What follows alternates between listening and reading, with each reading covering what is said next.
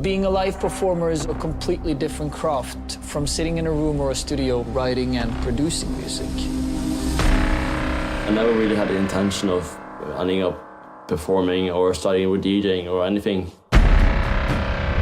The music industry was so far away that it was very much a dream, not something he was actually pursuing.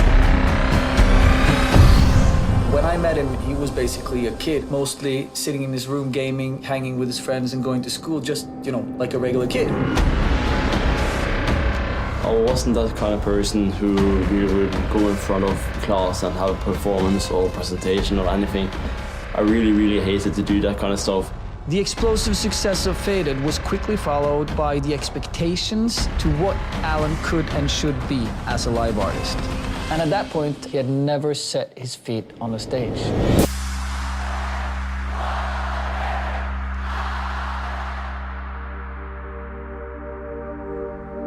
In the early days of 2016, just a month after we released Faded, we realized that the demand for Alan to make his live debut was imminent. Within a matter of weeks, we booked his live debut, which was an online streamed TV performance at the X Games in Oslo, Norway. You need to understand, at this point, there was actually nothing in place in terms of the live operation. So everything had to be done more or less from scratch. There was so many hours that went into preparations and practicing on DJing. There was a lot of work to be done in a very short period of time.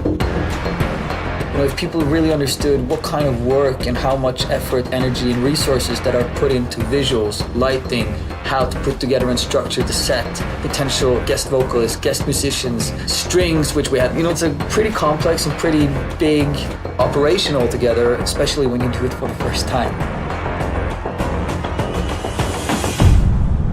Making it through that first performance, I guess, was in many ways a relief. But we also quickly realized there was a lot of work to be done and a lot of improvements that had to be made. With the full-scale festival tour throughout Europe just 8 weeks away, well, we really had to get our grind on. I was so super nervous. Yeah, I was like, oh my God, I can't believe that I'm doing this.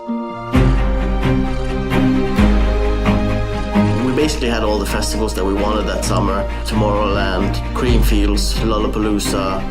We had a solid plan for the whole summer. Then came the phone call. Hi guys, we got a call from the US. Does Alan want to do support on the Rihanna tour?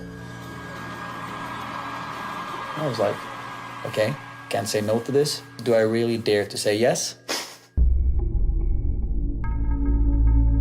I think every rookie makes mistakes, and certainly so did Alan as well. The big difference, though, is that most people are fortunate enough to do that within, their pre-production rehearsals or whatever. Alan did it on his first show on the first leg of the Rihanna tour in front of 70,000 people. I was unlucky and actually hit the cue button on one of the songs, and then I messed up.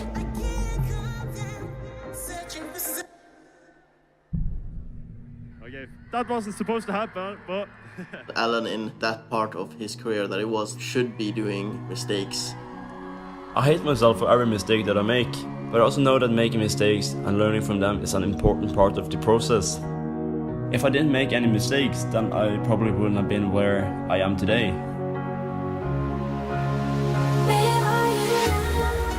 Once he got warm, he really picked up the pace.